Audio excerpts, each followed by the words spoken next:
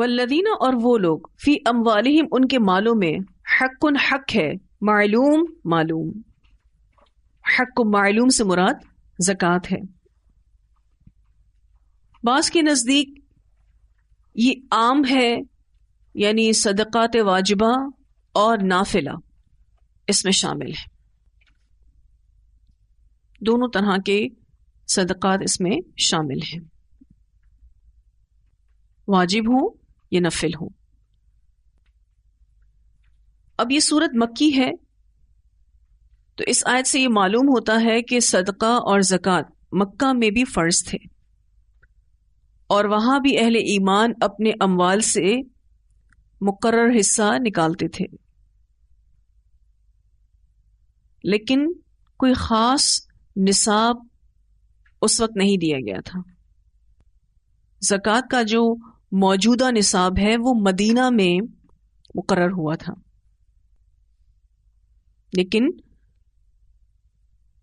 لوگ اپنی استطاعت کے مطابق اللہ کے راستے میں خرچ کرتے تھے. یعنی مکہ والے زکوٰۃ کو جانتے تھے. ایک معین صورت نہ تھی لیکن کانسیپٹ ضرور موجود تھا. والذین فی اموالہم حق معلوم، اور وہ لوگ ان کے مالوں میں حق ہے معلوم. ایک روایت میں آتا ہے رسول اللہ صلی اللہ علیہ وسلم نے فرمایا کہ ایک دفعہ ایک شخص کسی میدان میں تھا، اس نے بادل سے ایک آواز سنی کہ فلاں شخص کے باغ کو پانی پلا. اس کے بعد وہ بادل ایک طرف کو چل دیا، پھر اس نے ایک پتھریلی زمین پر اپنا پانی برسایا، پھر وہاں کی نالیوں میں سے ایک نالی لبالب بھر گئی تو وہ شخص برستے پانی کے پیچھے پیچھے چلا اور اس نے دیکھا کہ ایک شخص کھڑا ہوا اپنے باغ میں اپنے پھاوڑے سے پانی کو موڑ رہا ہے. اس نے باغ والے آدمی سے کہا اے اللہ کے بندے تمہارا نام کیا ہے؟ اس نے کہا فلاں، یعنی اس نے وہی نام بتایا جو اس شخص نے بادل سے آنے والی آواز سے سنا تھا. اس آدمی نے کہا اے اللہ کے بندے تم نے میرا نام کیوں پوچھا ہے؟ اس نے کہا اس بادل سے جس بادل کا یہ پانی ہے، یعنی جو تیرے باغ تک آ رہا ہے، اس بادل سے جس بادل کا یہ پانی ہے، میں نے ایک آواز سنی، وہ کہہ رہا تھا فلاں شخص کے باغ کو سیراب کر. یعنی اس نے تمہارا نام لیا، تو بتاؤ تم اس باغ کے ساتھ کیا معاملہ کرتے ہو؟ یعنی بادل اتنا دور سے چل کے کہاں برسا، وہاں سے پانی تیرے باغ تک آ رہا ہے، ایسا کون سا عمل ہے؟ اس نے کہا کہ جب تم نے یہ بات پوچھی ہے تو سنو، میں اس کی پیداوار کا انتظار کرتا ہوں، پھر تہائی صدقہ کرتا ہوں، تہائی میں اور میرے اہل و عیال کھاتے ہیں، اور تہائی میں اسی میں لوٹا دیتا ہوں، یعنی اس کو ری انویسٹ کرتا ہوں. اس سے مسلم نے روایت کیا ہے. اب آپ دیکھیں تو اس نے اپنے لیے ایک اماؤنٹ طے کر کے رکھی تھی کہ اتنا مجھے صدقہ کرنا ہے، اور اس نے اپنے حساب سے اس کو ڈیوائڈ کر کے رکھا تھا. کہاں سے اللہ تعالیٰ نے اس کو رزق پہنچایا؟ للسائلی، سوالی کے لیے، یعنی اس کو معلوم ہے کہ اس میں سوالی کا کتنا حق ہے. والمحروم، اور محروم کے لیے. سائل اس شخص کو کہتے ہیں جو خود مانگے، اور محروم سے مراد وہ شخص جو نہ مانگے، یعنی سفید پوش انسان. محروم سے مراد وہ شخص ہے جو مستحق ہونے کے باوجود بھی سوال کرنے سے ہچکچا رہا ہو. پھر محروم سے مراد وہ شخص بھی ہے جو روزگار کی تلاش میں ہو لیکن اسے روزگار میسر نہ ہو، یا پھر جتنی وہ روزی کما رہا ہو اس سے اس کی ضروریات پوری نہ ہوتی ہوں، یا پھر وہ روزی کمانے کے قابل ہی نہ رہا ہو. ایسے تمام لوگ محروم ہیں. اب روزی کمانے کے قابل کون نہیں ہوتا؟ جیسے کہ بوڑھا شخص، بیمار شخص، کوئی اندھا ہے، کوئی لنگڑا ہے، ہینڈی کیپ قسم کے جو لوگ ہوتے ہیں وہ بھی اس میں شامل ہیں. پھر اس میں وہ شخص بھی آتا ہے کہ جو رزق سے محروم ہو گیا ہو، کسی آفت کی وجہ سے، کسی مصیبت کی وجہ سے وہ اپنی پونجی سے محروم ہو گیا ہو. پھر محروم ایسے شخص کو بھی کہیں گے کہ جو ضرورت مند ہونے کے باوجود اپنے سوال نہ کرنے کی صفت کی وجہ سے لوگوں کے صدقات سے محروم رہتا ہے. یعنی وہ مانگنے میں ہچکچاتا ہے، اس وجہ سے لوگوں کے صدقات سے محروم رہتا ہے. للسائل والمحروم، سوالی کے لیے اور محروم کے لیے. ان نمازیوں کو اپنے اموال میں سے یہ معلوم ہے کہ سائل کو کیا دینا ہے اور محروم کو کیا دینا ہے. یہاں پر سائل سے مراد پیشہ ور گداگر نہیں ہے، جو پروفیشنل بیگرز ہوتے ہیں یہ مراد نہیں ہے. کہ ہمارے دین میں سوال کرنا صرف 3 لوگوں کو جائز ہے. اس بارے میں ایک روایت ملتی ہے، سیدنا قبیصہ بن مخارق رضی اللہ عنہ کہتے ہیں میں ایک شخص کا ضامن ہوا، پھر میں نے رسول اللہ صلی اللہ علیہ وسلم کے پاس آ کر مال کا سوال کیا. یعنی کچھ ضمانت ان پر پڑ گئی تھی، کچھ پیمنٹس دینی تھی ان کو، تو انہوں نے نبی اکرم صلی اللہ علیہ وسلم سے آ کے مال کا سوال کیا. آپ صلی اللہ علیہ وسلم نے فرمایا یہاں ٹھہرو یہاں تک کہ ہمارے پاس صدقہ آئے، پھر ہم تیرے لیے کچھ حکم کریں گے.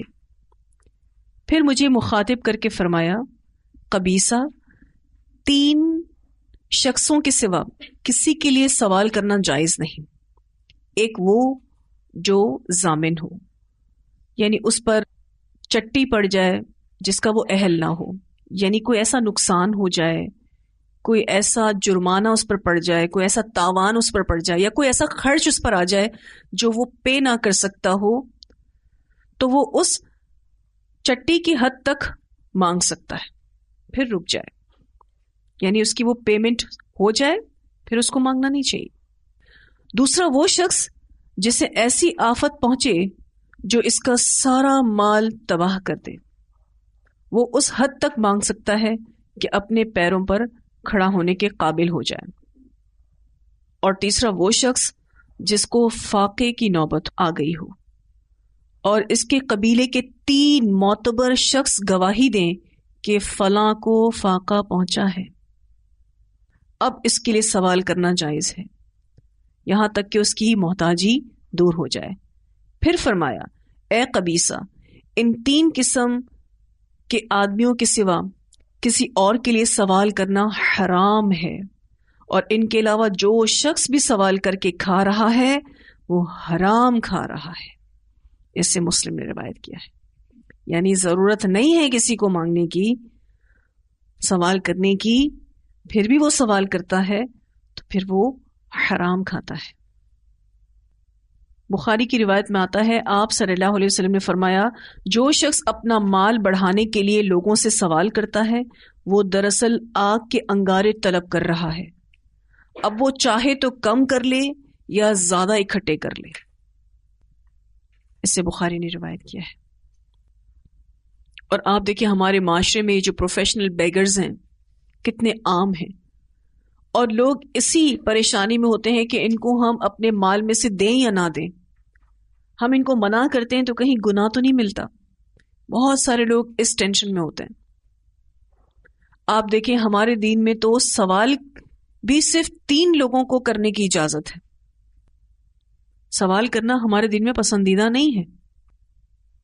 تو ایسے جینوئن سوالی کہ جن کا سوال کرنا درست ہو ان کو اپنے مال میں سے دیں، کیونکہ مال بھی نعمت ہے، اس کو ضائع نہیں کیا جا سکتا. کسی ایسے شخص کو دے کر کہ جس کے بارے میں آپ کو پتا ہے کہ اس کو نہیں دینا چاہیے پھر بھی آپ دے دیں. اور محروم شخص میں تو وہ خود کہہ ہی نہیں رہا، مانگ ہی نہیں رہا، اس کے تو حال حلیے سے آپ کو پتا چلتا ہے، اس کے حالات سے آپ کو پتا چلتا ہے کہ یہ شخص نیڈی ہے، اس کو ضرورت ہے. پھر اللہ سبحانہ تعالیٰ فرماتے ہیں والذین، اور وہ لوگ یصدقون جو تصدیق کرتے ہیں بیوم الدین، روز جزا کی. یعنی وہ قیامت کے بارے میں جو اللہ تعالیٰ نے بتایا ہے اس پر یقین رکھتے ہیں، اسی لیے آخرت کی تیاری بھی کرتے ہیں، یعنی وہ نہ آخرت کا انکار کرتے ہیں اور نہ آخرت کے بارے میں کسی قسم کے شک و شبے میں مبتلا ہیں۔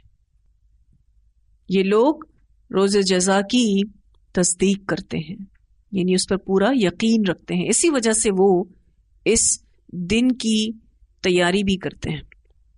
والذین، اور وہ لوگ، ہم وہ، من عذاب ربہم، اپنے رب کے عذاب سے، مشفقون، ڈرنے والے ہیں۔ مشفقون کا جو لفظ ہے وہ شفق سے نکلا ہے، رات اور دن کا ملا جلا وقت۔ مراد یہ مومن لوگ امید اور خوف کے بیچ میں رہتے ہیں۔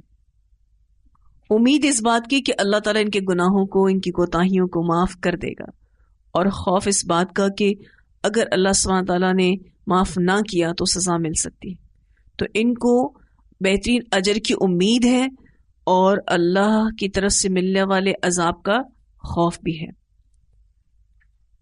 والذین هم من عذاب ربهم مشفقون، اور وہ لوگ وہ اپنے رب کے عذاب سے ڈرنے والے ہیں، اس لیے ہر وہ کام چھوڑ دیتے ہیں جو انہیں اللہ کے عذاب سے قریب کرتا ہو۔ ان عذاب ربہم، بے شک ان کے رب کا عذاب، غیر مأمون، بے خوف ہونے کی چیز نہیں۔ یعنی یہاں اللہ سبحانہ تعالیٰ یہ کہنا چاہتے ہیں کہ اللہ کے عذاب سے کسی کو بے خوف نہیں ہونا چاہیے، بلکہ ہر وقت ڈرتے رہنا چاہیے، کہ اللہ کا عذاب بے خوف ہونے والی چیز نہیں، یعنی ڈرنے کے لائق چیز ہے۔ والذین هم لفروجہم، اور وہ لوگ وہ اپنی شرمگاہوں کے لیے، حافظون، حفاظت کرنے والے ہیں۔ ہم لفروجہم حافظون سے مراد یہ ہے کہ وہ بڑے باحیا ہیں، حرام سے بچتے ہیں، بے حیائی سے اور حرام سے بچتے ہیں، بڑے ہی باحیا ہیں۔ والذین هم لفروجہم حافظون الا علی ازواجہم، سوائے اوپر اپنی بیویوں کے، او ما ملکت ایمانہم، یا جو مالک ہوئے ان کے دائیں ہاتھ یعنی لونڈیاں، فإنہم غیر ملومین، تو بے شک وہ نہیں ملامت کیے گئے، یعنی جائز طریقے سے اپنی خواہش پوری کرتے ہیں، تو جائز طریقے سے خواہش پوری کرنا بھی عبادت ہے۔ تو مومن اپنی شرمگاہوں کی حفاظت کرتے ہیں، یعنی زنا سے اور بے حیائی سے اپنے آپ کو بچاتے ہیں، وہ اپنی بیویوں اور لونڈیوں تک محدود رہتے ہیں، یعنی اپنی اس فطری خواہش کو جائز طریقے سے پورا کرتے ہیں۔ فَمَنِ ابْتَغَىٰ، پھر جو کوئی تلاش کرے، وَرَاءَ ذَلِكَ، اس کے علاوہ، یعنی نکاح کے بغیر کوئی اس خواہش کو پورا کرے، فَأُولَٰئِكَ، تو یہی لوگ، ہم العادون، وہ حد سے بڑھنے والے ہیں۔ اگر کوئی شخص ان دونوں طریقوں کے سوا، یعنی بیویوں اور لونڈیوں کے سوا کسی اور طریقے سے اپنی جنسی خواہش کو پورا کرے، تو پھر ایسا شخص حد سے بڑھنے والا ہے۔ والذین، اور وہ لوگ، ہم لاماناتہم، وہ اپنی امانتوں کے لیے، وعہدہم، اور اپنے وعدوں کے، راعون، نگران ہیں۔ امانت سے مراد یہاں پر اللہ کی دی ہوئی صلاحیتیں اور قوتیں، اس کے علاوہ قول و قرار بھی امانتیں ہیں، جو کمٹمنٹس ہم کرتے ہیں یہ سب امانت ہیں، ان کو نبھانا ضروری ہے۔ اور عہدہم سے مراد اللہ سے کیے ہوئے وعدے بھی ہیں اور بندوں سے کیے ہوئے وعدے بھی مراد ہیں۔ والذین ہم لاماناتہم وعہدہم راعون، اور وہ لوگ وہ اپنی امانتوں کے لیے اور اپنے وعدوں کے نگران ہیں، راعی ہیں۔ والذین، اور وہ لوگ، ہم بشہاداتہم، وہ اپنی گواہیوں پر، قائمون، قائم رہنے والے ہیں۔ شہادات سے مراد یہاں پر شہادتین، یعنی دو شہادتیں، لا الہ الا اللہ محمد الرسول اللہ. پھر شہادت سے مراد یہاں پر دین کی تبلیغ بھی ہے. اچھا، دین کی تبلیغ میں شہادت کیسے دی جاتی ہے؟ عمل کر کے. اور تیسری مراد اس سے جب ان کو گواہی دینے کے لیے بلایا جائے تو یہ سچی گواہی دینے آتے ہیں.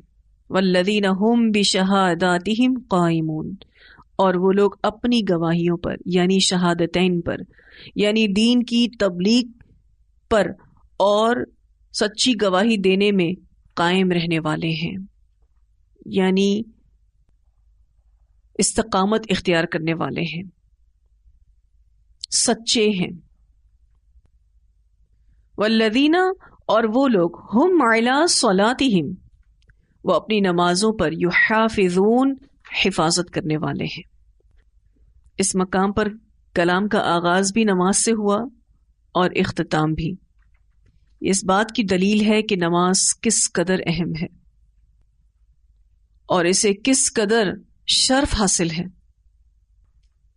یہ لوگ اپنی نمازوں کی حفاظت کرنے والے ہیں. اولئک، یہی لوگ، فی جنات، باغوں میں، مکرمون، عزت سے رکھے جانے والے ہیں. اللہم اجعلنا منہم.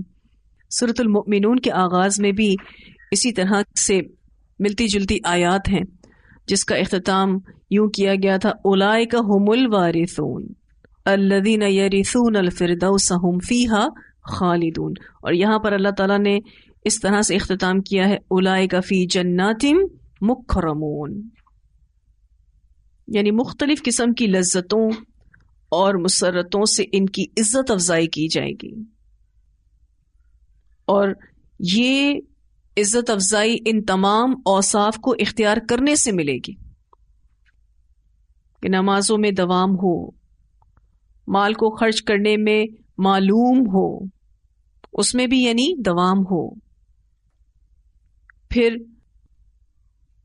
قیامت پر پورا یقین ہو، اللہ کے عذاب سے ڈرنے والا ہو، اپنی شرمگاہوں کی حفاظت کرنے والا ہو، اپنی امانتوں کو اور اپنے وعدوں کو پورا کرنے والا ہو، اور اپنی شہادتوں پر قائم ہو، اپنی نمازوں کی حفاظت کرنے والا ہو. تو پھر اس کے لیے اولئک فی جنات مکرمون جیسا شرف ہے. یہ جنت میں مہمان بنا کر رکھے جائیں گے. اچھا، مہمان کے لیے کیا کیا کیا جاتا ہے؟ ایک تو اس کی عزت کی جاتی ہے، دوسرا اس کی خدمت کی جاتی ہے، تیسرا اس کا آنا خوشی کا باعث ہوتا ہے. تو جب یہ جنتی جنت میں جائیں گے تو یہ بڑے ہی عزت سے رکھے جائیں گے، یہ جنت کے مہمان ہوں گے. جیسے میں ابھی آپ سے ذکر کر رہی تھی کہ اس مقام پر کلام کا آغاز بھی نماز سے ہوا تھا. اللہ سبحانہ تعالیٰ فرماتے ہیں الا المصلین الذین هم علی صلاتہم دائمون، اور اختتام بھی نماز پر ہو رہا ہے، والذین هم علی صلاتہم یحافظون.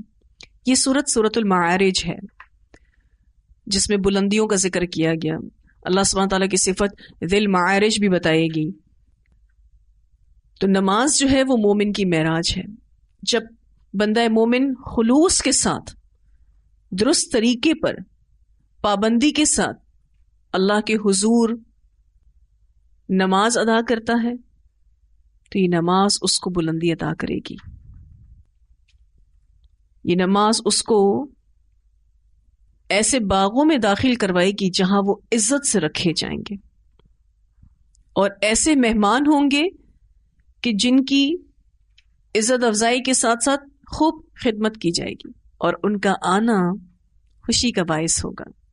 جنت بہت خوش ہوگی ایسے لوگوں کے آنے پر، کیونکہ وہ ان کی منتظر تھی. تو اتنی آیات کی تلاوت سنتے ہیں، اور جب یہ بہترین صفات کا ذکر ہو تو اللہ تعالیٰ سے اس بات کی دعا کرنے کی، یا اللہ یہ بہترین صفات تو میرے اندر پیدا کرتے ہیں، اور جو یہ بہترین انجام ہے تو یہ مجھے بھی عطا کر. اور جس سے آپ کو محبت ہے اور آپ چاہتے ہیں کہ وہ اولئک فی جنات مکرمون میں شامل ہوں، ان سب کے لیے دعا کریں، کیونکہ قرآن پڑھ کر جو دعا کی جائے قبول ہوتی ہے. تو ان لمحات کو ضائع نہیں کرنا ہے. تلاوت سنتے ہیں. ان الانسان خلق هلوعا اذا مسه الشر جزوعا واذا مسه الخير منوعا الا المصلين الذين هم على صلاتهم دائمون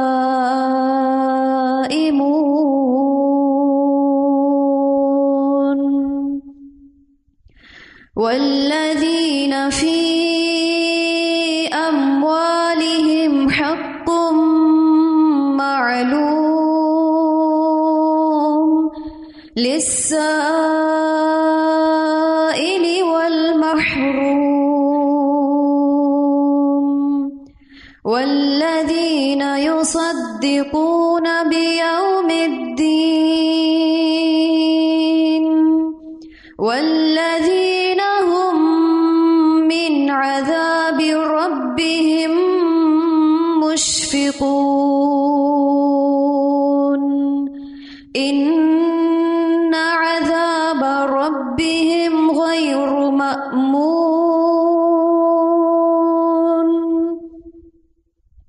والذين هم لفروجهم حافظون إلا على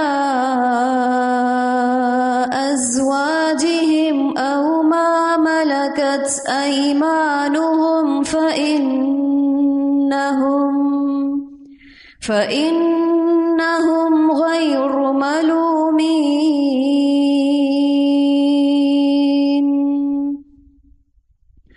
فمن ابتغى وراء ذلك فأولئك هم العادون والذين هم لأماناتهم وعهدهم راعون والذين هم بشهاداتهم قائمون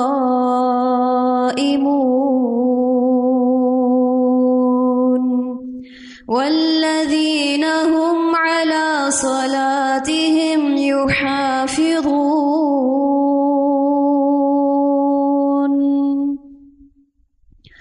أولئك في جنات مكرمون